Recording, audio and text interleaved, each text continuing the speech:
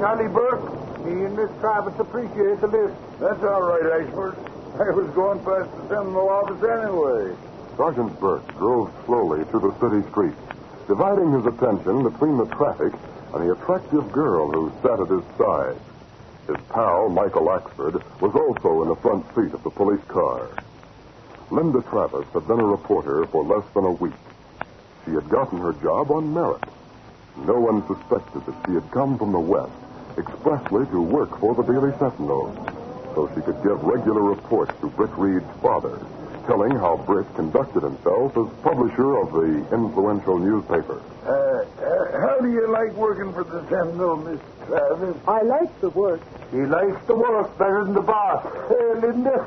You don't like Britt Reid?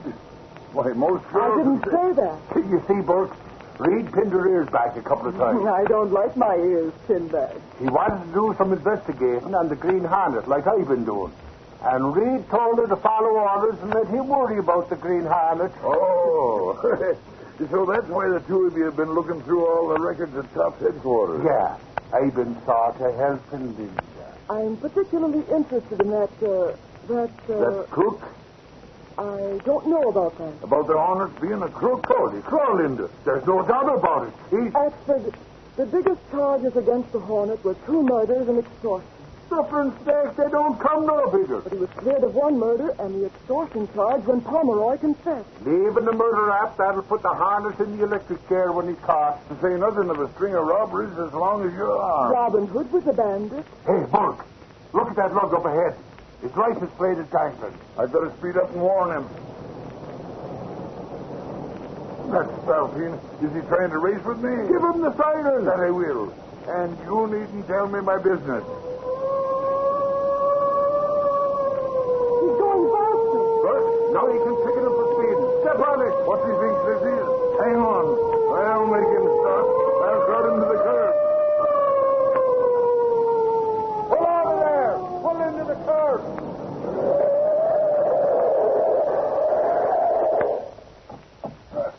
Hey, it's Cliff Phelan. He's done time for counterfeit. Hey, now wait, listen. Cliff Phelan. How long since you got out of jail? 3 months, and you got nothing on me. Now, take it easy. You don't have to get out of your car. I just want to know why you're running from us. I wasn't. I was only... Why Why? are you so nervous, Phelan? You act like you were caught with the goods or something. Get away from my car. You're gone back into counterfeit. Keep out of there. You can't look into my car. What You have you got got in the back seat? Stop it. Leave me alone. You can't do that. Hey, Burke, look. He's loaded down with labels for hair tonic and cold cream. Let me go. Hey, come back here. We want to talk to He you. went into that alley. Got away. By Daddy Burke, he's guilty of something. And it must be connected with those labels for hair tonic and cold cream.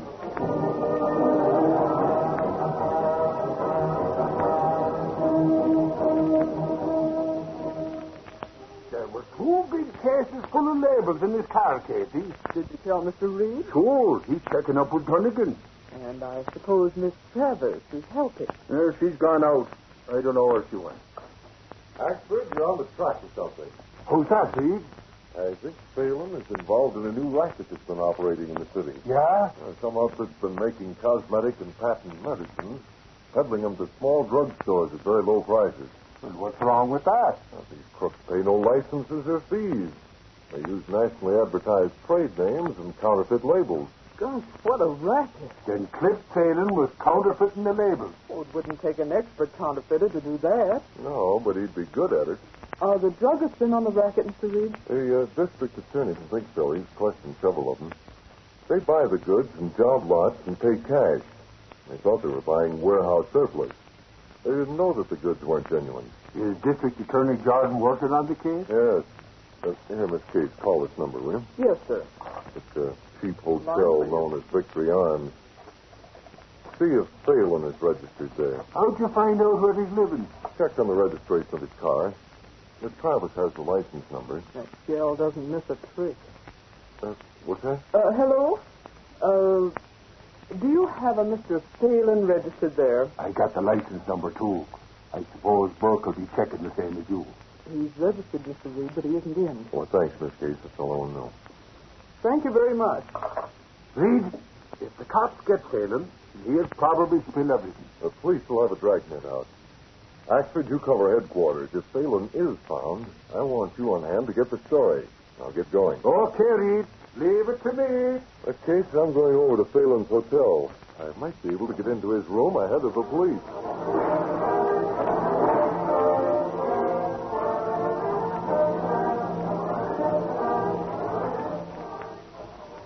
The Victory Arms was an old hotel with 3 floors and no elevators. As Britt Reid crossed the dingy linoleum-covered lobby, he saw a girl on duty at the telephone switchboard near the stairs. Much to his surprise, the girl was no stranger. Linda, Miss Travis, How do you do, Mr. Reid? what are you doing here? Running the switchboard. I gave the girl $20 to persuade me to let her take her place. But how did you Your manage? city editor told me about Kit Phelan's racket. Are the police still looking for Phelan? Yes. Have they been here? Just left a little while ago. They found a lot of evidence in his room. Materials for printing labels. I suppose you traced Phelan's car license. Is that how you found out where he lives? Of course. I thought I might learn about his friends or associates by taking the incoming calls. But Phelan hasn't been here? No. Miss Travis, did anyone give you this assignment? No, Mr. Reid, it was my own idea. I was under the impression that an inside track might be of value in case there's a break in Phelan's case. As a matter of fact, I have a phone number for you. You have? The same man called 3 times since I came on the board. The last time he left a message, his name, and a number for Phelan to call as soon as he comes in. His name is Marquand. Marquand. Here's the number. I looked in the phone book, but there's no Marquand listed before such a number. Oh. There's probably a numerical phone book in the office. You can probably locate Marquand through that, if you're interested. Did you tell the police anything about these calls? Mr. Reid, I'm trying to work for the Sentinel. If we can locate Phelan, it should be good for a page 1 streamer in the credit line. Miss Travis, did you ever work for a newspaper? No, sir. You must have been very closely associated with a top-notch newspaperman. That's as close to a compliment as you've come. Are you going to turn that phone number over to the police or go after circulation for the Sentinel? I'll take charge of the phone number. You forget about it. Mr. Reid, when I was at police headquarters, I made an interesting observation about the Green Hornet. You did? He's not nearly as bad as he's been painted. He's suspected of a lot of crimes, but there was really just one actual charge against him. The murder of John Stoddard. Miss Travis, I told you not to worry about the Green Hornet. Mr. Reid, I'm not worried. I'm just interested. Britt realized that this was an exceptional girl. She was keen-minded, smart. Her interest in the Green Hornet might prove dangerous. But when your paper offers a $25,000 reward, see how I'd like that cash. Miss Travis, please concentrate on your newspaper job until you've mastered it. Then, if you want to go after that reward, I'll say nothing about it. Very well. Shall I stay on this switchboard? Yes, it's a good idea. I'll have to bribe the relief operator when she comes on duty at 7. You spend what's necessary and turn in an expense account. Now, if anything turns up and you can't reach me, call Axford. He'll be at police headquarters. Yes, sir. District Attorney Jordan is personally interested in the counterfeit cosmetic racket. He may come here to ask questions about Phelan. Don't let him know that you work for the Sentinel. I understand. Our next edition breaks the news that Phelan is being hunted. After that, things may happen fast.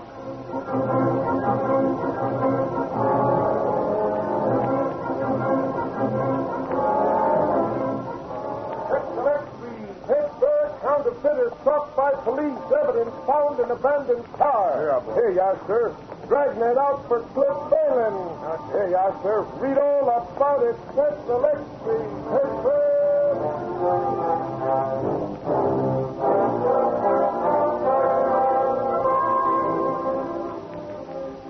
There was a dirty building on the waterfront. It looked like an abandoned warehouse, but it wasn't as empty as it appeared. A large room at the rear had been equipped for the manufacture of certain items that were sold to drugstores. There were 3 men in that room, and they had seen the latest edition of the Daily Sentinel. This headline will break things wide open. I tell you, Mark Hornet, it was a mistake to give that printing job to a rat like Phelan. If he's caught, he'll squeal. Sandra's right. That's all he knows about it. Boys, we have a good supply of labels. We don't need Phelan anymore. Of course we don't. He called me a little while ago. He knew the cops were after him. I told him to get out of town. That's not good enough. Hold on, Santa. Let me finish. He'll go to his room at the Victory Arms, pack his things, and clear out. Cops are probably watching the hotel. I warned him of that. He told him to enter his room by way of the fire escape in the window. I told him we'd meet him there to pay him off. We owe him for that last batch of hair tonic labels. We'll pay off with his gun. The one that killed John Stoddard. The police have that murder charged to the Green Hornet. Because we left the Green Hornet seal near Stoddard's body. Now, here's another seal. We'll pin Phelan's death on the Green Hornet.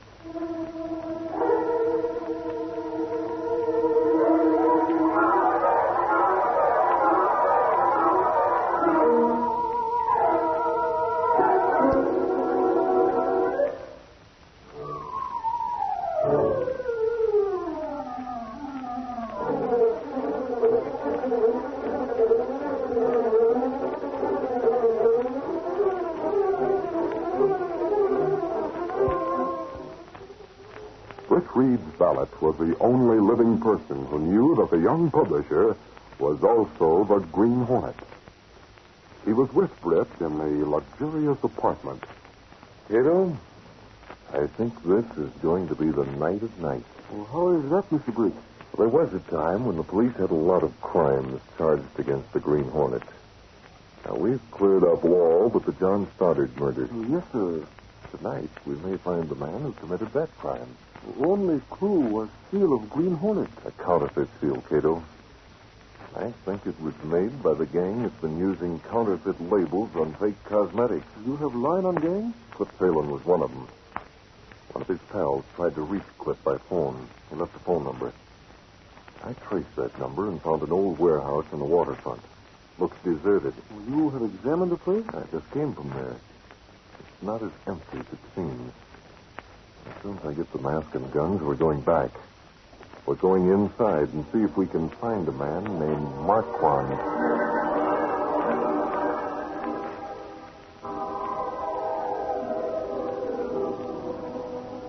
Britt Reid drove the Black Beauty, the sleek black car of the Green Hornet, toward the waterfront warehouse. Meanwhile, Linda Travis was still on duty at the Victory Arms. Victory Arms? No, sir, he hasn't been in. I beg your pardon. Yes, sir? My name is Jordan. I'm the district attorney. Oh. How do you do, sir? I'd like to ask a few questions about Mr. Phelan. The police have been here several times. Yes, I know that, but I think... Oh! Those are shots. What's going on upstairs? I'll find out. Miss, the back to your switchboard. I'm talking to you. Just a light, sir. There's that open door. That's Phelan's room. He didn't come through the lobby. How did he get in? Double crosses. What happened? As you see, he's been shot. Steady, Phelan. Lean on me. I'll help you to the bed. Oh, dear. This is terrible. Terrible. They go. That window. Fire escape. Who? Lie down here. You get some water. Oh, yes, there's some right here. Get some Lambert Warehouse. Lambert Warehouse? On Harbor Street? Yes. Waterfront Harbor Street. Is he dead? Yes, I guess so. Look here on this table. It's the seal of the Green Hornet. Oh, The no. Green Hornet. Well, at last we have a clue, and I'm following it right away. The Lambert Warehouse. I didn't know Phelan was in his room. Oh, the police will think I lied to Listen them. to me. Call the police. Tell them Phelan is here, dead. And see that nothing is touched. Yes, sir. Yes, sir. Whatever you say. Tell the police I've gone to the Lambert Warehouse to get the Green Hornet. You heard what he said. Get to the switchboard and call the police. Get someone else to handle this job. I quit. Wait, come back here. You can't quit. Come back, I tell you.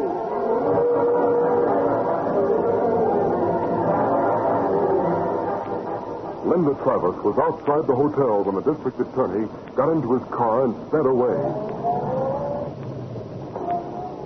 She hailed a cab. Taxi! Take me to the waterfront as fast as possible. Yes. Let me out near Harbor Street.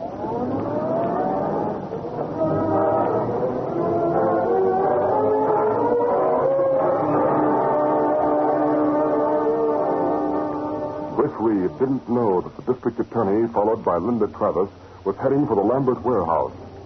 He reached his destination, then backed the car of the Green Hornet into a driveway in readiness for a quick getaway. The Black Beauty faced the street and the warehouse on the opposite side.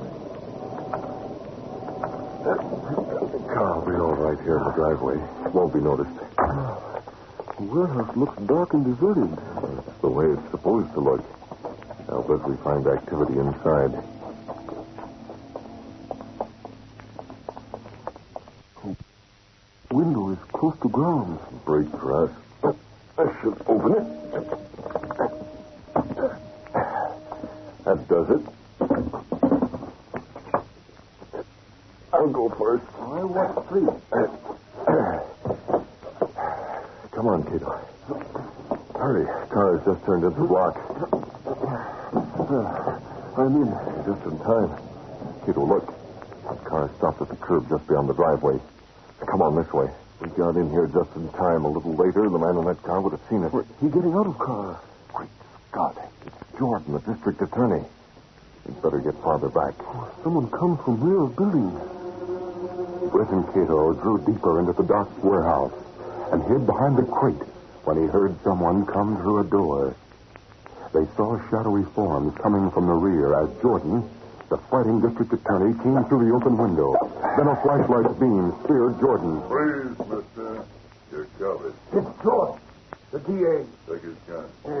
Who are you? You'll find out soon enough. Here's a rod. I got it. The boss will want to talk to you, Jordan. Get going. You got nerve forcing the window open. Didn't you ever hear of burglar alarms? The window was wired, huh? Sure. We knew the minute you opened it. The minute I opened it. I'll open the door. We got him, Marquand. It's the DA in person. Yeah. Well, Jordan, what brings you here? You may as well know it, Marquand.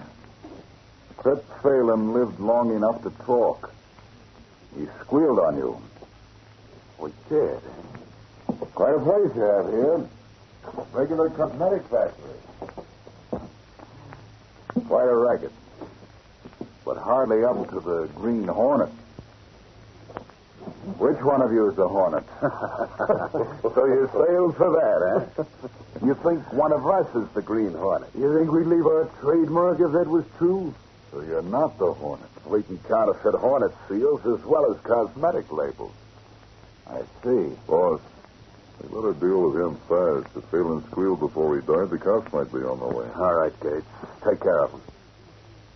Sorry, Jordan, but you've got to go the way Phelan went. We framed the Hornet for this murder, too? Yeah. Here's the seal, and here's the gun. Use this pistol so the bullet will match up with the slugs that killed Phelan and John Stoddard.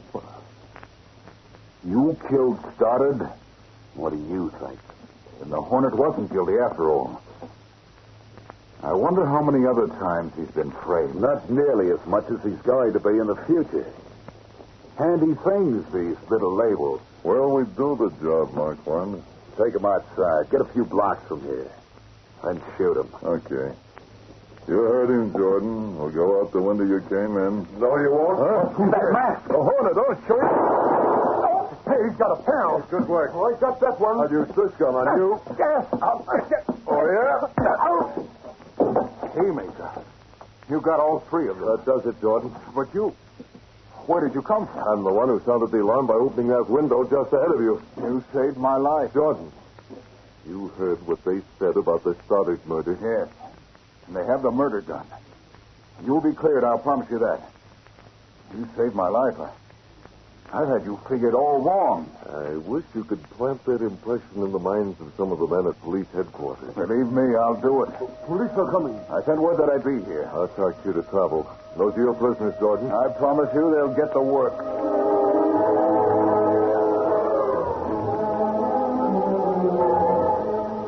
Meanwhile, Linda Travis had followed the district attorney in a taxi.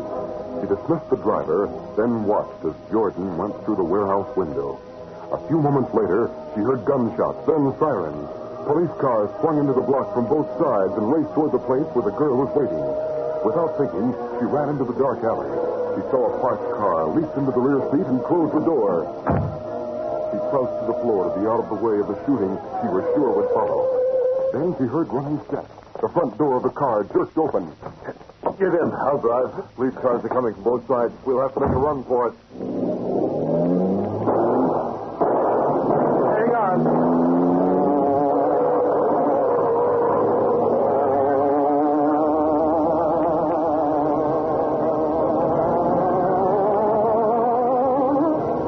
Panic gripped the girl as she realized that she rode with the Green Hornet. There was no escape from the careening car that dashed through city streets, skidding through sharp turns. Then there was a fast, straight run and a sudden halt.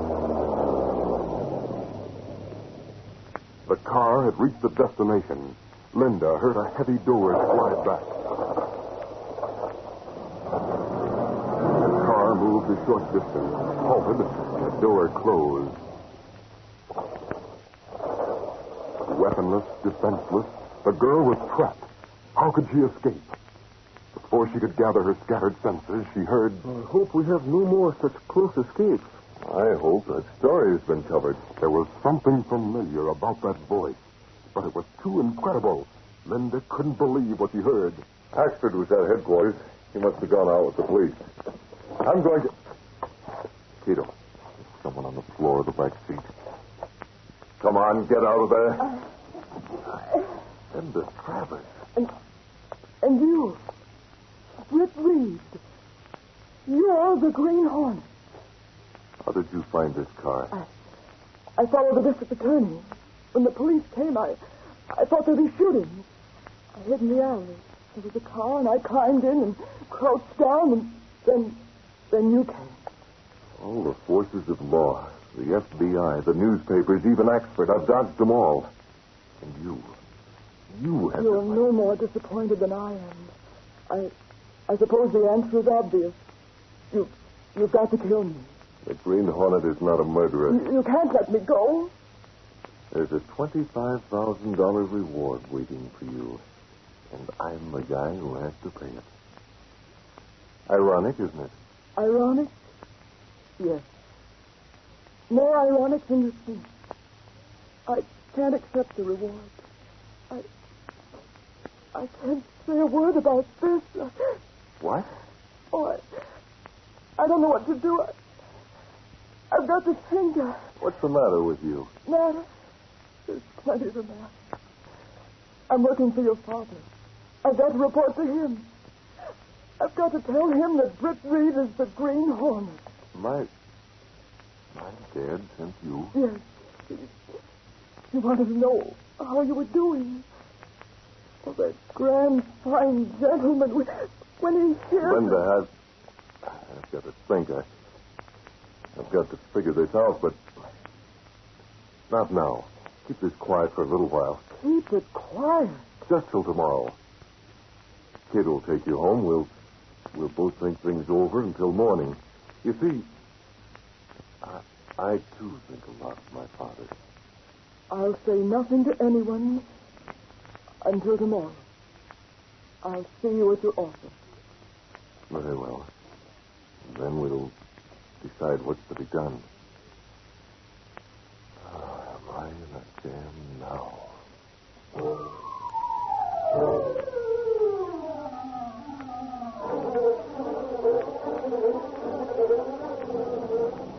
Let's select the